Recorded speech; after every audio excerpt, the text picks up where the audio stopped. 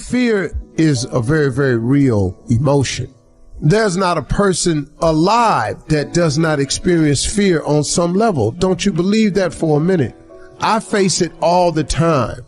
Fear is so big and so prevalent today. Nothing produces more failure than does fear. It is the fear of failure that freezes people before they even start. It is the fear of failure that causes you not to want to deal with the rejection and the potential hurt that failure causes. So fear cripples you on so many levels. But how is it that some people somehow manage to get by anyway? What is it that you can do that would help you overcome whatever fear you're facing? Well, here's what I was taught, and this has helped me in my life, my career, my family, my jobs, my ambition, everything. You overcome fear with your dreams. I want y'all to listen to me closely now. You overcome fear with your dreams. Steve, how my dreams gonna make me overcome my fear? Because I want you to listen to me. Because the dream is everything. The Bible says a man without a dream or a vision shall perish. The dream is everything. See, if you have no dreams and visions, you will perish. You will die in fear. You will die sitting somewhere in fear without dreams or visions. Dreams are the counterpoint to all fear. I want you to dream so big. I want you to want something so incredible. I want you to dream of having something that's so spectacular that if it doesn't happen, you would be miserable. Man, if I don't make this dream come true, I'm going to be miserable. I want you to dream so big that not reaching your dreams is unacceptable. You cannot live in this world without the dream and the vision. You can live in this world without your mother, your father, your brother. You can live in this world without a wife, a husband. You can live in this world without a lot of things. But what you cannot live in this world without is dreams and visions. You will perish without those things. You have to dream of something and want something. That's what keeps pushing you forward. So if you want to overcome your fear, you do it with your dreams. And here's the side note. God is in to make your dream come true business. Ain't he? He do it all the time. I'm telling you, man, God does it all the time. He makes people's dreams come true. What are you dreaming about? Explore what you're really dreaming about so you can lose your fear. You're afraid to open your business because if your business fails, you'll lose the money you saved, and you won't open your business because you might lose your job when your boss find out. Dream bigger. Dream of what opening that business could do for you. The feeling of freedom that you would have, the extra money you could make, what you could do for your family, the things you could leave a legacy of. Maybe your dream ain't big enough. Maybe you got the dream of owning a large company, maybe a mom and pop store. Maybe you dream of climbing the corporate ladder. Maybe you're dreaming of becoming the supervisor or the CEO of the company. You got the dream so big that if this dream don't happen, you'll be miserable. Once you can do that, you can press through your fears. You can move forward. You can get on with it. I'm telling y'all, I was taught this. Dream so big that you can't imagine your life without living your dream. Let me teach you something. How many of you have a dog? How many of you have ever had a dog that had a flea on him? That's everybody. You ever seen a flea? One of the smallest insects. Really small. One of the smallest insects. But for his height and size, and flea has the highest vertical leap in nature for an insect. A flea can jump, has a 36-inch vertical. A flea, man, can come 36 inches off the ground. His vertical is 36. The average person can't do that. But a flea can jump 36 inches off the ground. If you capture the flea and you put him in a mayonnaise jar and you put the lid on it, the flea know one thing. I got a 36-inch vertical. So here he go. He start jumping, but he gonna hit himself on that lid because he got that lid on it. But after a while, after getting knocked down so many times, the flea makes an adjustment. So now the flea only jumps just to where he don't get knocked back down. He got 36 vertical, but since this lid is on, his environment got him now jumping nowhere near what he can. Capture some more fleas and put them in there. They got 36 verticals, but then they start jumping. They find out they keep getting knocked down. They start doing what the other fleas is doing. Next thing you know, got a jar full of fleas in there, ain't even using a 36-inch vertical because they got a lid on the jar. Them fleas have babies. Them babies is born into the conditions of the environment. So now guess what? The flea is born with a 36-inch vertical, but because he see his mama and daddy and all his cousins and friends jumping just barely to the roof, you know what he do? He duplicates that behavior. The flea never reaches his potential until you take the top off of your mayonnaise jar. You're gonna duplicate your surroundings. If you take an oak tree seed and you put it in a 2-foot pot, that seed will never become the oak tree that oak trees are capable of becoming because it's gonna get stifled by the 2-foot pot. Now check this out. Ain't nothing wrong with the seed. The seed just fell prey to the environment. You are a seed from God. God made you in his likeness. He big, he vast. Don't you allow your environment to dictate the oak tree that you become. Because ain't nothing wrong with your seed. All of y'all got this wonderful gift that he gave you at birth. All y'all got one. You better believe that now. Don't die with this gift and don't never use it. All of y'all got this wonderful gift, but you got to use it. Take your seed, take your gift. Get away from these people that's in your life that ain't doing nothing. Get away from people in your life that's hating. Get away from your family members that ain't ever opened a business. Get away from your family members that ain't ever followed their dream. Get away from your family members ain't never been nowhere but to the family reunion. Ain't never been to a beach. Get away from them. Get away from them. I had to do it. When I told everybody I was getting into comedy, man, oh Lord have mercy. You can't get into comedy. You ain't even funny. How you gonna make money telling jokes? Now in the beginning, it looked like they was right, but I never gave up. All I did was identify this gift. I wrote all of my visions down. I read them every morning and every night. And I instilled them in my head. And every time I met somebody, they say, hey man, what you trying to do? I would tell them one of my visions. Somebody would always say to me, you know, I know a guy that's selling them things right there. You ought to talk to him. I started scratching stuff off my vision board. My vision board is so vast now. If I showed you what was on it, you wouldn't even believe it. Because I dream so big. I want so big because the God I serve is big. He's not a small God. He's a really, really big God. He does really, really big stuff. And I expect him to do really, really big stuff for me. If he'd have done it for Oprah, if he'd have done it for the Obamas, whoever why I can't have this here? I'm gonna do better with it than all of them. To me, but why you can't have that? That's how you get what you want in life now. You don't have to believe me, but here's the deal. If you keep doing what you've been doing, you're gonna keep getting what you've been getting. If I just told you a different way to go about it, you don't need no money. I just gave you some scriptures you could try and some principles.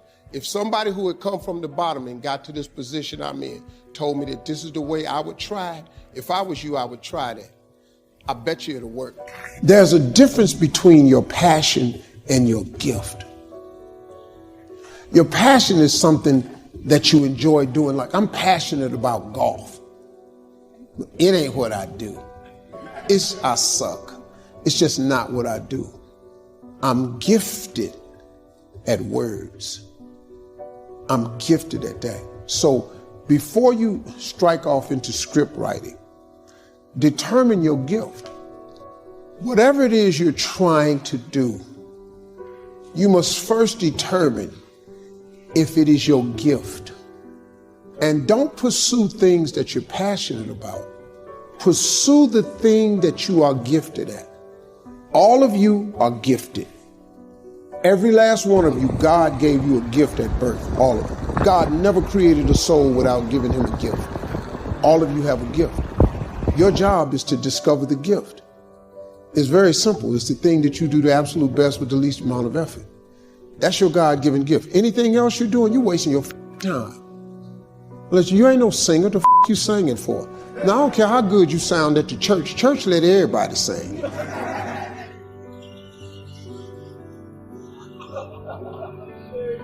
They let anybody go up there and say, I wasn't walking by myself with the Lord.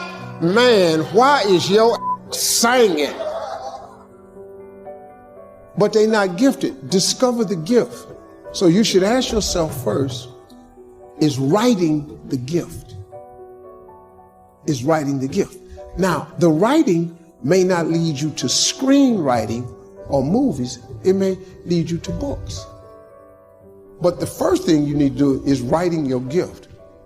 If it's your passion, you're wasting your time. You're going to write a book that don't nobody like but you. I was watching Joel Osteen on TV one day, and he said, people's opinion of you is none of your business, nor should you make it yours. You get in a lot of trouble worrying about what somebody think about you, when really, what difference do it make? Whether they wrong or right, and what difference do it make? The majority of people who have a negative viewpoint of you really don't even know you. What I found about being successful is it wasn't me who changed. It was people's opinion of me that changed. You know, I got more, and I'm the same dude, but your opinion of me has changed. Now you think I'm all that. When in actuality, I really am humbled by all this. I really can't believe God let me have it. I really do understand that I am here but by the grace of God. I'm clear about that. I am so clear about that. It ain't me. It's not me. See, I know the decisions I made, and I know how it got me where I got to. I know how my life turned out when I gave it over to him. I gave my life to God. Now, I may not be the Christian you think I ought to be, but once again, your opinion of me, it doesn't matter to me. I've just learned not to allow people opinion of me to bother me or stop me. Publicly, man, I've been ridiculed and ate alive on that internet. You this, he think he this, I can't stand him. He this, he that. You know, I've been everything on the internet. I don't care. When you get through reading that stuff, cut your TV on. Turn it to almost any channel you want to. 7 days a week. The little dude that you keep hating on, that God I serve, he ain't hated me yet. He ain't hated me not now time. And I've discovered something. Look, man, what God got for you, nobody, no hater, no employer, no co-worker can stop nothing God has for you. God is in the blessing business, but better than that, he's in the forgiving business.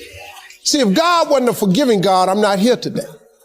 But God had to forgive me over and over and over and over and over and over and over. I can't count the times he done forgave me. See, I just never let my failures define me.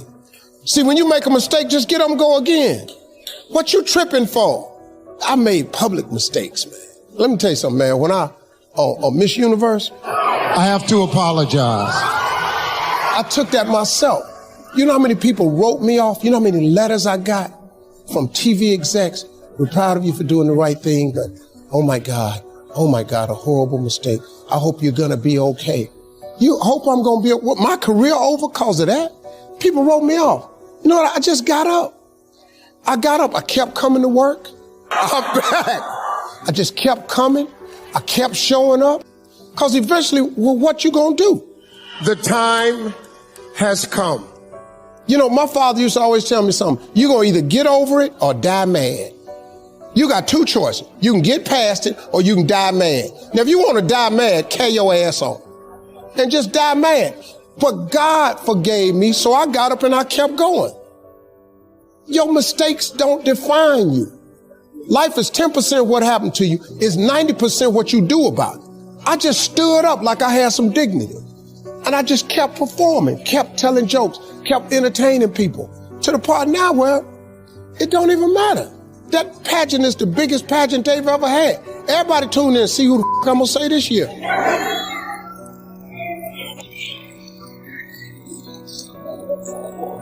Just keep living, y'all. Keep waking up in the morning. I'm Ephesians 3:20 all day long. I expect God to do exceedingly and abundantly over all I think or ask. Because I honor him, his blessings will chase me down and overtake me. I will be in the right place at the right time. People will go out of their way to be good to me, because that is my declaration as a servant of the Lord. I'm his child. I am an imperfect soldier for Christ. That's what I am. I'm an imperfect soldier for Christ. I'm in the army of the Lord, but I have a role to play. Success is not a comfortable procedure. It is a very uncomfortable thing to attempt. So you got to get comfortable being uncomfortable if you ever want to be successful. Start putting some pressure on. Put some pressure on yourself. Get out here and get about it. Look, I'd love to sugarcoat this thing for you. I'd love to tell you, look, you can go out here and get rich, do a couple of things. That ain't happening. You got to get real doggish. You got to get downright funky if you want to make it. Now, like I was telling you before, if you want to be ordinary, you ain't even got to listen to me. Just go on about your business. If you think ordinary is cool, ain't no problem. It's some really, really wonderful ordinary people. But if you are sitting in this room and you have extraordinary aspirations, then you're going to have to do extra. You put extra on top of on ordinary, and you come up with extraordinary. It's no other way. I'm sorry, but here's the fact. All of you have extraordinary capabilities. All of you. You have to decide if you are willing to do the things to put you in that category. Rich people don't sleep 8 hours a day. That's a third of your life. It ain't but 24 hours in a day. You cannot be sleep 8 hours a day. You can't live in LA and wake up at 8 o'clock in the morning. It's 11 o'clock on the East Coast. The stock market been open 2 hours. They already making decisions about your life and your ass was asleep. The Bible says, he who loves to sleep and the folding of hands, poverty will set upon you like a thief in the night. If you're not happy with your life, it's because you're not living in your gift and you have decided to pursue the path. But I can't win no money. I can't make the cut. A 16 handicap, that's on a good day. People, I wanted to play in the NBA. When I was growing up, I wanted to play in the league. That was my goal, to play in the NBA. I'm gifted at it, though. There's a couple of problems. If I ran at full speed, I didn't have the ball. And when I shot it, it ain't go in a lot of times. Now, you put that together, you can quit talking about the NBA. My gift was I had the ability, and I didn't know it at a young age, but I had the ability to take information instantly and transform it into comedy. I didn't know that was a gift. I just thought it was something I did. It got me in more trouble than I've ever, it has been the biggest curse, because when you're young, you don't know it's a gift, you're just doing it. Now, as I got older, this gift has transformed a little bit. I can take information and turn it into inspiration. I can take information and turn it into motivation. And the reason I'm here today is because my life has been jacked up. And I have learned and mastered something. I've mastered the principles of success. You can't tell me I can't. That's what I've done. I've mastered the principles of success. I know them by heart inside out. You can't tell me nothing about it. about success, I cannot help but intertwine faith in there. So if you don't really care for the faith piece, you ain't gonna really care for me. Because I cannot tell you how I made it without telling you about God or the principles. Every principle of success, it comes from God Almighty. It's in whatever religious reading you read. That's not my business what you believe in. You just got to believe in something. I told a group earlier, I don't care what you call God. You can call God Allah, Jehovah, Yahweh. You can call him whatever you want to call him. Just call him, though. It's not my business what you call him. I don't care. But I cannot stand here and talk to you about my road to success. I cannot inspire these young people that I tried to get to earlier today and not intertwine faith. So I'm sorry if that ain't your thing, but y'all done paid me now, so here I am. I got the money wired to my account, so here it is. Take a deep breath. I tell people all the time, and I was talking to young people, and what I try to get people to understand is, I don't care who you are in this room. If you got to a place in your life where you felt like, life should have been more for you, or you're trying to figure your life out, there's one simple way to get it done. God, when he created all of us, he never created an individual without bestowing a gift in them. And God put that gift in all of us. Some of you are gifted in teaching, networking, counseling, sharing, life-saving. Some of you are caretakers, but you're gifted. If you work in your gift, you now find your purpose in life, a real meaning for waking up in the morning. A lot of people, you know people that get up and go to work in the morning, they just miserable. They hate driving to work. They hate their job. They hate their coworkers because they ain't doing what they want to do with their life. Now that's not your fault. That's their fault. But God, when he created all of us, he gave all of us a gift. We were born with a gift at birth. God ain't made nobody and gave them a gift. Now, the thing of it is, if you stop looking at your gift as running, jumping, singing, dancing, then you can get on with your life. But so many people are pursuing their passion instead of pursuing their gift. Most of you have mastered the principles of success. But when you're talking to young people, you're talking to some people that ain't mastered that aspect yet. It's our job to teach young people the principles of success. They got to learn from your mistakes. See, I messed my life up so I could turn around and talk about it one day. I've been divorced twice. I've lost everything I own in my life twice. I lost it all again in 2005. At the end of 2005, I had $1,700. In 2005, I had made millions of dollars. I had $1,700 at the end of 2005. I've been homeless. I lived in a car for 3 years. I learned some principles, and I started applying. See, I'm a little bit different Christian than most people right here. I just happen to be a little bit more real about it. I don't really know where a lot of scriptures are in the Bible. I just happen to know what's in there and what ain't in there. And I had a lady the other day on my show. I had slipped up and cussed on one of the commercial breaks because I've been working on my cussing, but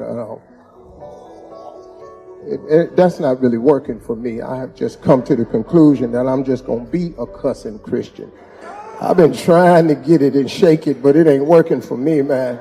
And I accidentally cussed on the commercial break, and the lady, I could tell she was a little put off by it, and I didn't mean to. I don't want to be offensive to people, but, I was just talking naturally. And she just stood up and said, I have a question for you, Mr. Harvey. She said, so how's your walk going with Christ? I thought about it. I said, well, I walk tall, I walk strong, with long strides and a slight limp. And that's how I walk. Now, if you ain't got no limp to your walk, congratulations. Mine has a slight limp to it. And every now and then, the flaws that I have come out. See, the difference between me and a lot of people, I happen to be famous. So my flaws have a microphone and a spotlight and the internet connected to it. You can make your mistake at the house and don't nobody know nothing about it. But I got people watching me all day long. So what I've learned in this journey along the way of having my life as twisted as it was, I've learned the principles of success. I've learned how to get back up, how to fall and fail, get written off, say you ain't gonna ever be nothing. I've learned how to start over. I've learned how to take one heap of all my winnings and risk it on one turn or pitch and toss, lose and start again at my beginnings and never once breathe a word about my loss. Yeah, I've learned stuff like that. That's Rudyard Kipling, in case you didn't recognize that little poem. I stole that. That's when I was paying a little bit of attention in college. I didn't get the degree, but I was listening just a little bit. And when I talk to you, I try to get people to identify with these principles. The greatest thing that you could do in your life, I told the kids earlier, we're at a college institute, so it kind of trips people out a little bit when I say this. And I tell them how important it is to get your education, yada, yada, yada, because we're at a college, that's what I got to say. But then I turn right around and I tell them the truth, though. The most important thing in your life ain't your education. The most important thing in your life is your dream. See, the scripture says, a man without a dream or a vision shall perish. Don't say nothing about education. Now, you got to have one if you're going to climb to certain jobs and go into corporate ladder and be in banking and be in finance and all this stuff y'all doing. But it's the dream that propels you.